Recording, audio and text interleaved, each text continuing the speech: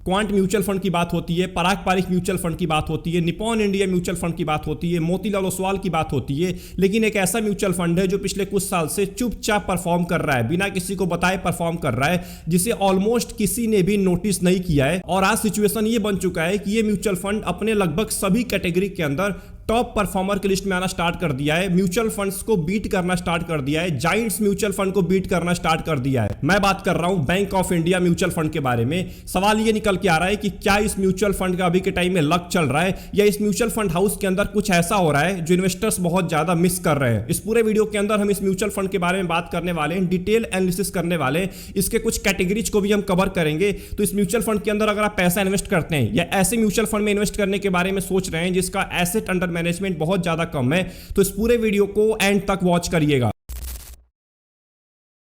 आज जिस fund house की बात हो रही है, आज से कुछ साल पहले तक इंडस्ट्री के अंदर इस फंड हाउस का नाम टॉप परफॉर्मर की लिस्ट में नहीं आता था।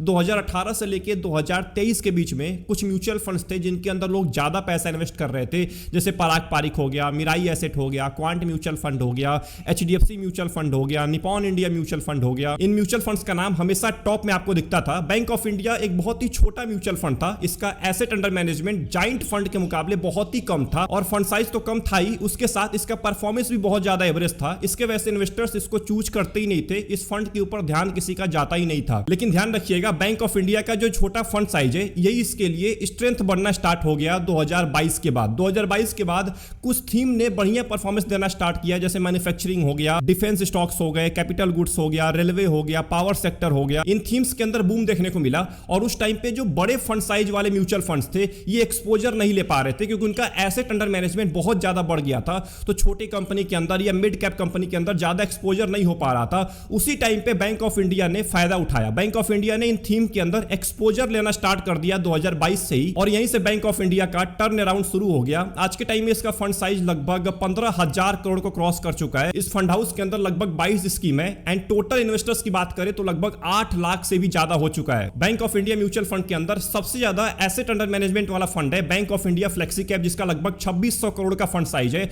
और यही म्यूचुअल फंड है जो सबसे पहले इन्वेस्टर्स का ध्यान खींचना स्टार्ट किया था। सबसे पहले लोग इसी म्यूचुअल फंड के अंदर पैसा इन्वेस्ट करना स्टार्ट किए थे। उसके बाद नंबर आता है स्मॉल कैप का, जिसका लगभग 2500 करोड़ का फंड साइज है।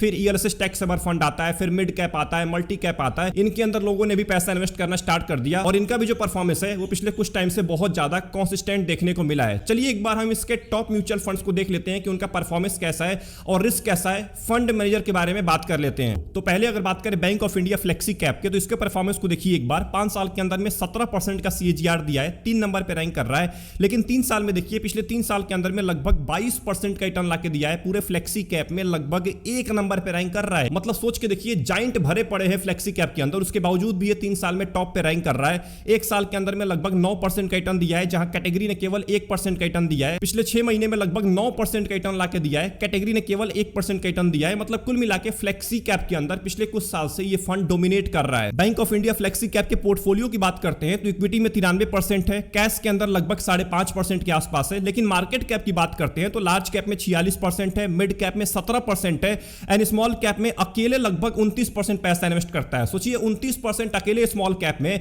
इसका मतलब आपको स्मॉल कैप का बहुत ज्यादा एक्सपोजर दे रहा है bank of India flexi cap. तो अगर आप एक ऐसे फ्लेक्सी कैप की तलाश कर रहे हैं जो आपके पैसे को तीनों कंपनीज के अंदर डिवाइड करता हो, large cap, mid cap, small cap, तो इस म्यूचुअल फंड से बेहतरीन ऑप्शन आपको नहीं मिलने वाला है। लेकिन ध्यान रखना है, आप बाकी म्यूचुअल फंड को क्विट करके इसके अंदर पैसा मत इन्वेस्ट करने लग जाइएगा। मैं नहीं चाहता हूं कि आप आंख बंद करके इस म्यूचुअल फंड का भी एसेट अंडर मैनेजमेंट बढ़ा दें, जिसके वजह से इनको मजबूरी में लार्ज कैप में ज्यादा पैसा इन्वेस्ट करना पड़े। इस म्यूचुअल फंड के रिस्क के बारे में बात करते हैं तो स्टैंडर्ड डेविएशन बहुत ज्यादा है, कैटेगरी एवरेज से बहुत ज्यादा है, लगभग 19% के आसपास है। इसका मतलब वोलेटिलिटी बहुत ज्यादा रहती है कैटेगरी एवरेज के मुकाबले। शार्प रेशियो देखिए बहुत बढ़िया है, कैटेगरी एवरेज से लगभग 2 गुना है। इसका मतलब रिस्क एडजस्टेड रिटर्न आपको बहुत बढ़िया देने वाला है ये म्यूचुअल फंड।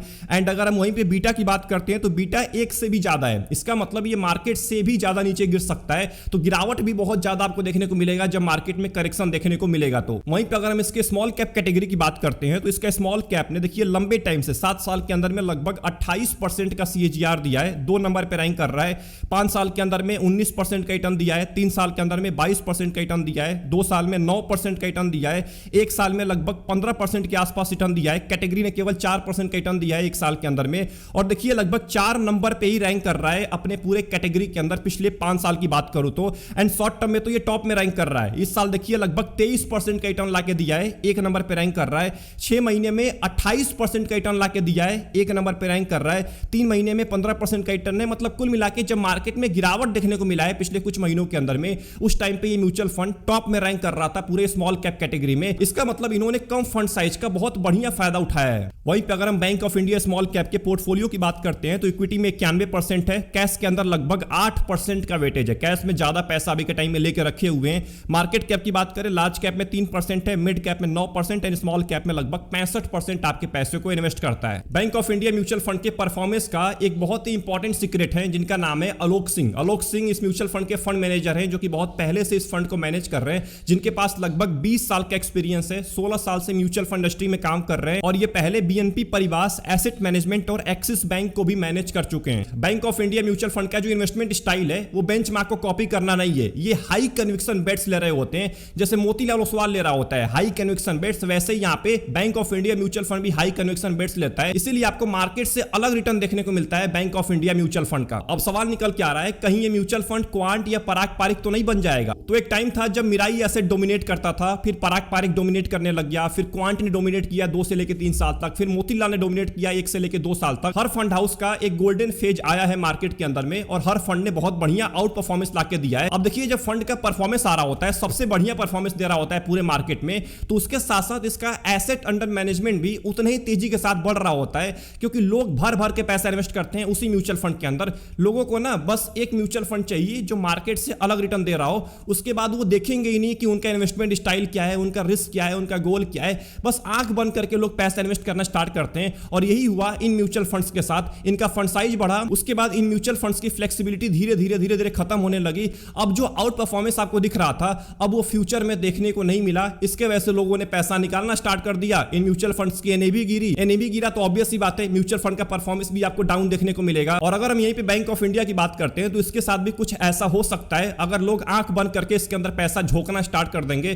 केवल इसके पिछले 1 से लेकर 2 साल के परफॉर्मेंस को देख के। ध्यान रखना है, कोई भी फंड आपको हमेशा परफॉर्मेंस लाके नहीं देगा। मार्केट साइकिल के अकॉर्डिंग फंड का परफॉर्मेंस भी चेंज होता रहता है, इन्वेस्टमेंट स्टाइल भी चेंज होता रहता है। ये बार बार आपको बोला जाता है, डॉक्यूमेंट के अंदर बार बार लिखा जाता है, उसके बाद भी लोग इसके ऊपर ध्यान ही नहीं देते। आप अगर इस वीडियो को वॉच कर रहे हैं ना, तो मैं आपसे विनती करता हूं कि आप आंख बंद करके पैसा मत डाल दीजिएगा इस म्यूचुअल फंड के अंदर केवल इसके पिछले 1-2 साल के परफॉर्मेंस को देख के।